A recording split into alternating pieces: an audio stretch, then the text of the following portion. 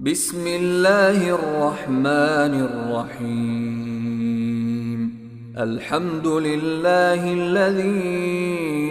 أنزل على عبده الكتاب ولم يجعل له عوجا قيما لينذر بأسا شديدا من لدنه ويبشر المؤمنين الذين يعملون الصالحات أن لهم أجرا حسنا ماكثين فيه أبدا وينذر الذين قالوا اتخذ الله ولدا ما لهم به من علم ولا لآبائهم كبرت كلمة تخرج من أفواههم إن يقولون إلا كذبا فلعلك باخع نفسك على آثارهم إن لم يؤمنوا بهذا الحديث أسفا إنا جعلنا ما على الأرض زينة لها لنبلوهم أيهم أحسن عملا وإنا لجاعلون ما عليها صعيدا جرزا أم حسبت أن أصحاب الكهف والرقيم كانوا من آياتنا عجبا إذ أوى الفتية إلى الكهف فقالوا ربنا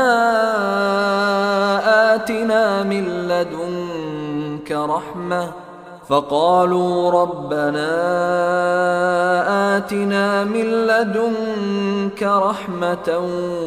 وهيئ لنا من أمرنا رشدا فضربنا على آذانهم في الكهف سنين عددا ثم بعثناهم لنعلم أي الحزبين أحصى لما لبثوا أمدا نحن نقص عليك نبأهم بالحق إنهم فتية آمنوا بربهم وزدناهم هدى وربطنا على قلوبهم إذ قاموا فقالوا ربنا رب السماوات والأرض لن ندعو من دونه إلها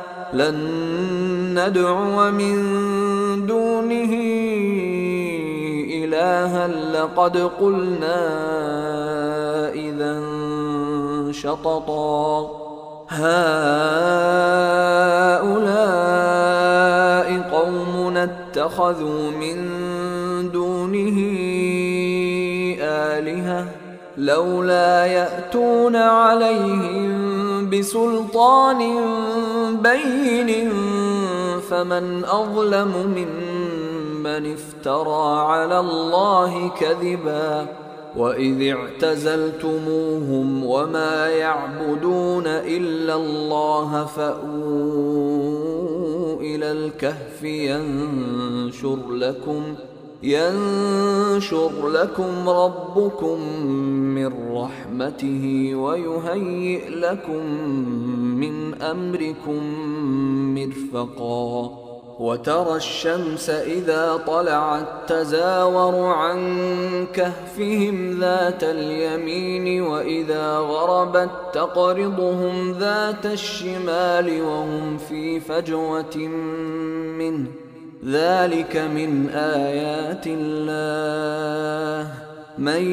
يهد الله فهو المهتد ومن يضلل فلن تجد له وليا مرشدا وتحسبهم أيقاظا وهم رقود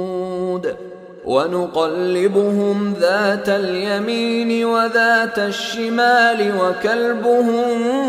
باسط ذراعيه بالوصيد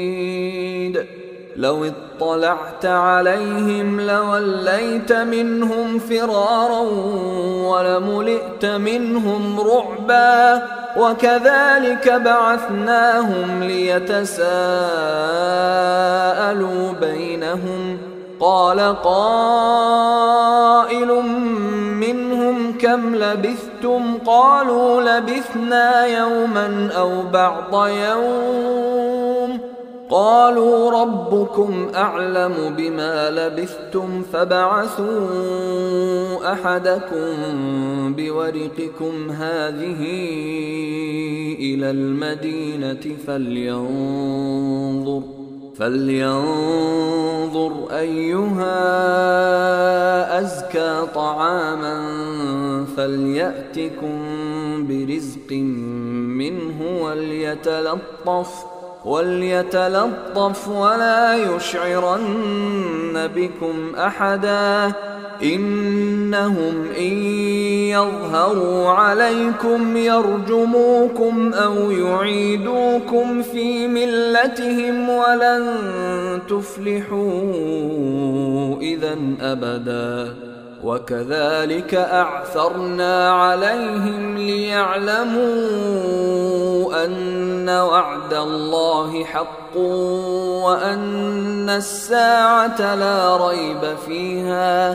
وأن الساعة لا ريب فيها إذ يتنازعون بينهم أمرهم فقالوا ابنوا عليهم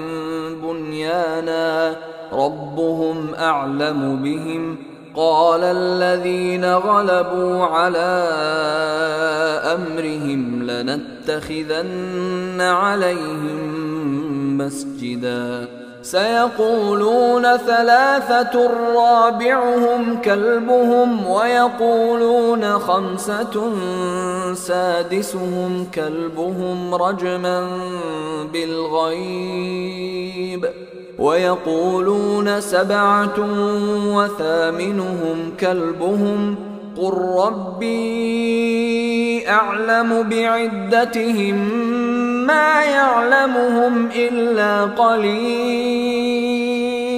فلا تمار فيهم إلا مراء ظاهرا ولا تستفت فيهم منهم أحدا ولا تقولن لشيء إني فاعل ذلك غدا إلا أن يشاء الله واذكر ربك إذا نسيت وقل عسى أن يهديني ربي لأقرب من هذا رشدا ولبثوا في كهفهم 300 سنين وازدادوا 9 قل الله أعلم بما لبثوا له غيب السماوات والأرض أبصر به وأسمع ما لهم من دونه من ولي ولا يشرك في حكمه أحدا واتل ما أوحي إليك من كتاب ربك لا مبدل لكلماته ولن تجد من دونه ملتحدا واصبر نفسك مع الذين يدعون ربهم بالغداة والعشي يريدون وجهه ولا تعد عيناك عنهم تريد زينة الحياة الدنيا ولا تطع من أغفلنا قلبه عن ذكرنا واتبع هواه وكان أمره فرطا وقل الحق من ربكم فمن شاء فليؤمن ومن شاء فليكفر إنا أعتدنا للظالمين نارا أحاط بهم سرادقها وإن يستغيثوا يغاثوا بماء كالمهل يشوي الوجوه بئس الشراب وساءت مرتفقا إن الذين آمنوا وعملوا الصالحات إنا لا نضيع أجر من أحسن عملا أولئك لهم جنات عدن تجري من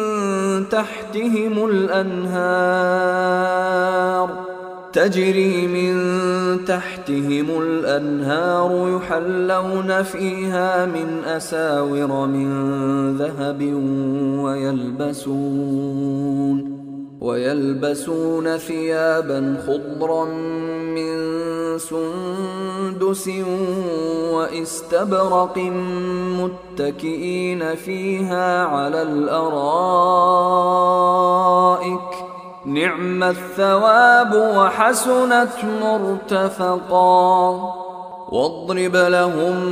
مثل الرجلين جعلنا لأحدهما جنتين من أعناب وحففناهما بنخل وجعلنا بينهما زرعا كلتا الجنتين آتت أكلها ولم تظلم منه شيئا وفجرنا خلالهما نهرا وكان له ثمر فقال لصاحبه وهو يحاوره أنا أكثر منك مالا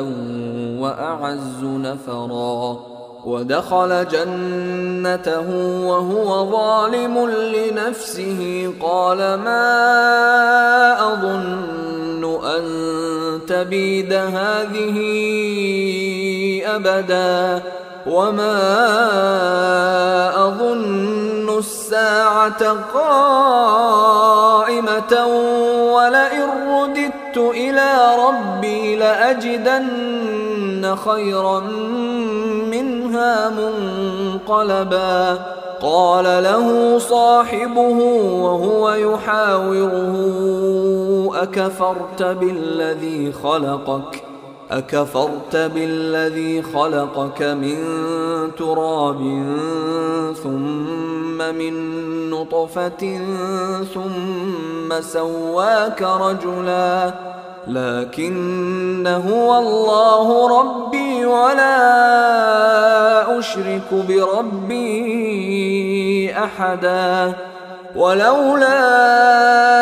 إذ دخلت جنتك قلت ما شاء الله لا قوة إلا بالله إن ترني أنا أقل منك مالا وولدا فعسى ربي أن يؤتيني خيرا من جنتك ويرسل عليها حسبانا من السماء فتصبح صعيدا زلقا أو يصبح ماؤها غورا فلن تستطيع له طلبا وأحيط بثمره فأصبح يقلب كفيه على ما أنفق فيها وهي خاوية على عروشها ويقول يا ليتني لم أشرك بربي أحدا ولم تكن له فئة ينصرونه من دون الله وما كان منتصرا هنالك الولاية لله الحق هو خير ثوابا وخير عقبا واضرب لهم مثل الحياة الدنيا كماء إن أنزلناه من السماء فاختلط به نبات الأرض فأصبح هشيما تذروه الرياح وكان الله على كل شيء مقتدرا. المال والبنون زينة الحياة الدنيا والباقيات الصالحات خير عند ربك ثوابا وخير أملا. ويوم نسير الجبال وترى الأرض بارزة وحشرناهم فلم نغادر منهم أحدا وعرضوا على ربك صفا لقد جئتمونا كما خلقناكم أول مرة بل زعمتم أن لن نجعل لكم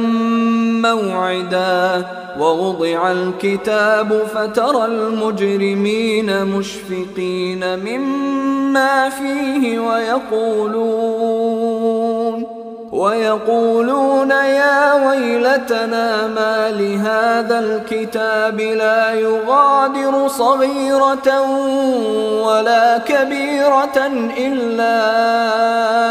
أحصاها ووجدوا ما عملوا حاضرا ولا يظلم ربك أحدا. وإذ قلنا للملائكة اسجدوا لآدم فسجدوا إلا إبليس كان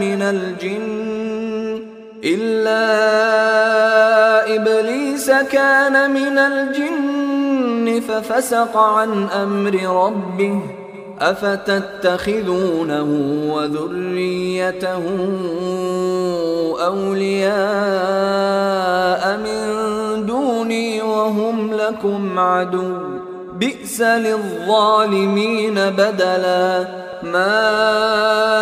أشهدتهم خلق السماوات والأرض ولا خلق أنفسهم وما كنت متخذ المضلين عضدا. ويوم يقول نادوا شركائي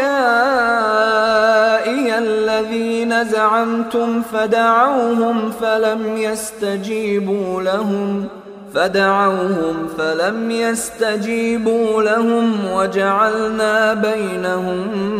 موبقا. ورأى المجرمون النار فظنوا أنهم مواقعوها ولم يجدوا عنها مصرفا. ولقد صرفنا في هذا القرآن للناس من كل مثل وكان الإنسان أكثر شيء جدلا. وما منع الناس أن يؤمنوا إذ جاءهم الهدى ويستغفروا ربهم إلا أن تأتيهم سنة الأولين أو يأتيهم العذاب قبلا. وما نرسل المرسلين إلا مبشرين ومنذرين ويجادل الذين كفروا بالباطل ليدحضوا به الحق واتخذوا آياتي وما أنذروا هزوا. ومن أظلم ممن ذكر بآيات ربه فأعرض عنها ونسي ما قدمت يداه إنا جعلنا على قلوبهم أكنة أن يفقهوه وفي آذانهم وقرا وإن تدعهم إلى الهدى فلن يهتدوا إذا أبدا. وربك الغفور ذو الرحمة لو يؤاخذهم بما كسبوا لعجل لهم العذاب بل لهم موعد لن يجدوا من دونه موئلا وتلك القرى أهلكناهم لما ظلموا وجعلنا لمهلكهم موعدا وإذ قال موسى لفتاه لا أبرح حتى أبلغ مجمع البحرين أو أمضي حقبا فلما بلغا مجمع بينهما نسيا حوتهما فاتخذ سبيله في البحر سربا فلما جاوزا قال لفتاه آتنا غداءنا لقد لقينا من سفرنا هذا نصبا قال أرأيت إذ أوينا إلى الصخرة فإني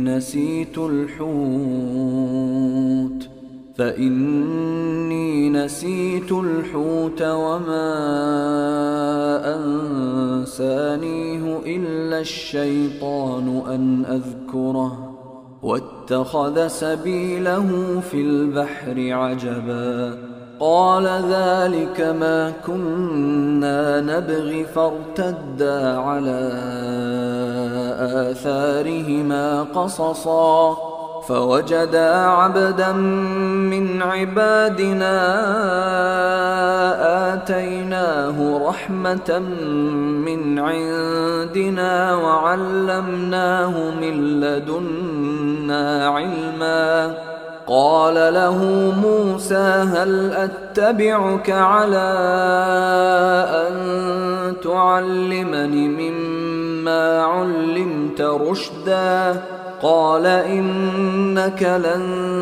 تستطيع معي صبرا وكيف تصبر على ما لم تحط به خبرا قال ستجدني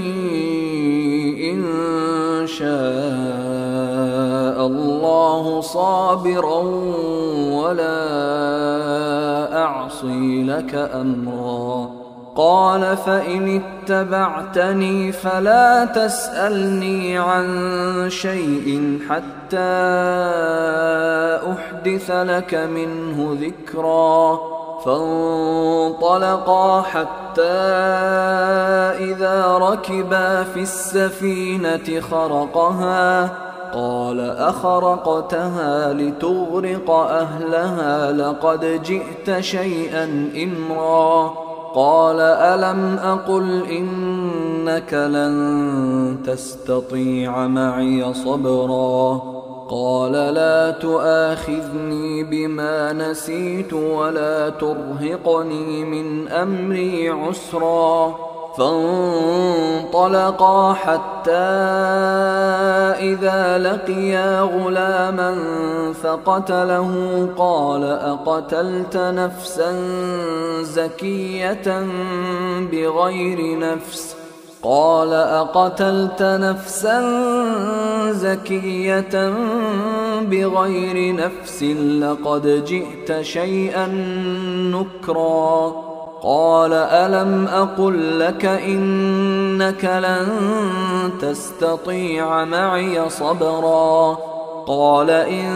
سألتك عن شيء بعدها فلا تصاحبني قد بلغت من لدني عذرا فانطلقا حتى إذا أتيا أهل قرية استطعما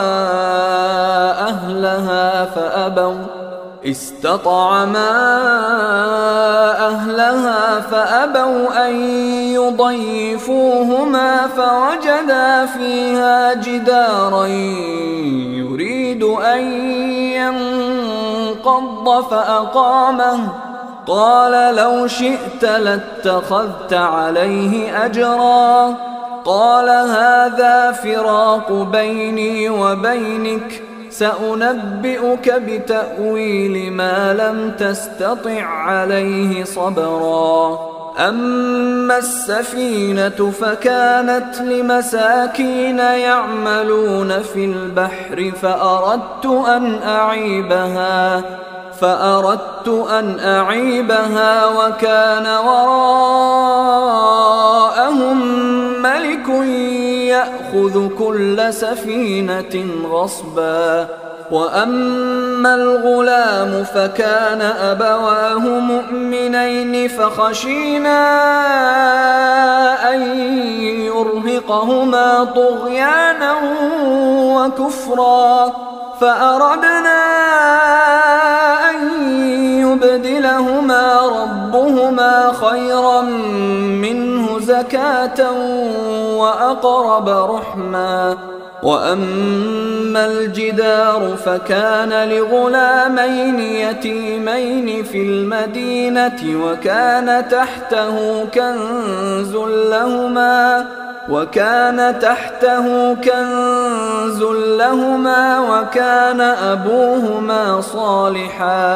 وكان أبوهما صالحا فأراد ربك أن يبلغا أشدهما ويستخرجا كنزهما رحمة من ربك وما فعلته عن أمري ذلك تأويل ما لم تسطع عليه صبرا ويسألونك عن ذي القرنين قل سأتلو عليكم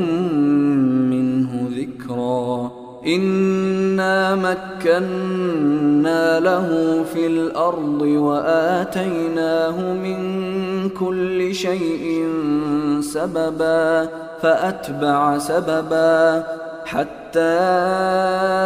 إذا بلغ مغرب الشمس وجدها تغرب في عين حمئة ووجد عندها قوما قلنا يا ذا القرنين إما أن تعذب وإما أن تتخذ فيهم حسنا قال أما من ظلم فسوف نعذبه ثم يرد إلى ربه فيعذبه عذابا نكرا وأما من آمن وعمل صالحا فله جزاء الحسنى وسنقول له من أمرنا يسرا ثم أتبع سببا حتى إذا بلغ مطلع الشمس وجدها تطلع على قوم لم نجعل لهم من دونها سترا كذلك وقد أحطنا بما لديه خبرا ثم أتبع سببا حتى إذا بلغ بين السدين وجد من دونهما قوما لا يكادون يفقهون قولا قالوا يا ذا القرنين إن يأجوج ومأجوج مفسدون في الأرض فهل نجعل لك خرجا على أن تجعل بيننا وبينهم سدا قال ما مكني فيه ربي خير فأعينوني بقوة أجعل بينكم وبينهم ردما آتوني زبر الحديد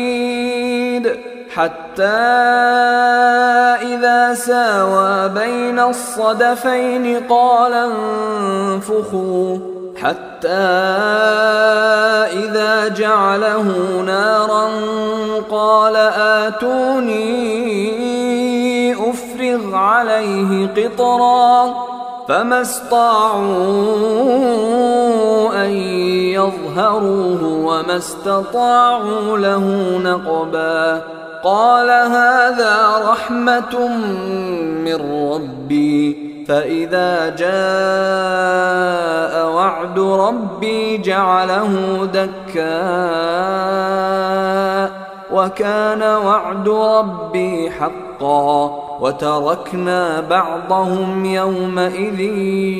يموج في بعض ونفخ في الصور فجمعناهم جمعا وعرضنا جهنم يومئذ للكافرين عرضا. الذين كانت أعينهم في غطاء عن ذكري وكانوا لا يستطيعون سمعا. أفحسب الذين كفروا أن يتخذوا عبادي من دوني أولياء إنا أعتدنا جهنم للكافرين نزلا. قل هل ننبئكم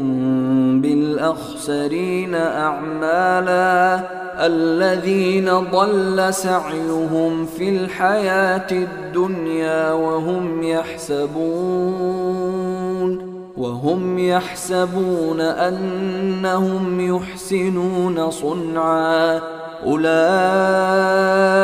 الذين كفروا بآيات ربهم ولقائه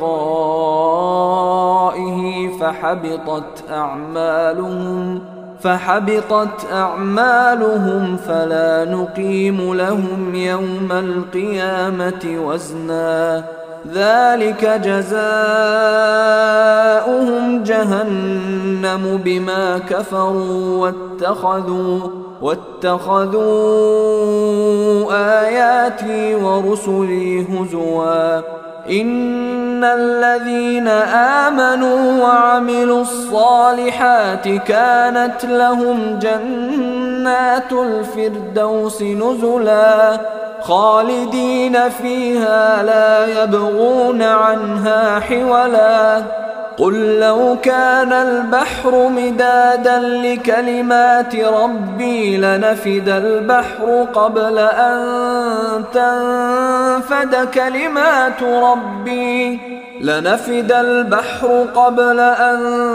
تنفد كلمات ربي ولو جئنا بمثله مددا. قل إنما أنا بشر مثلكم يوحى إلي أنما إلهكم إله واحد فمن كان يرجو لقاء ربه فليعمل عملا صالحا ولا يشرك بعبادة ربه أحدا.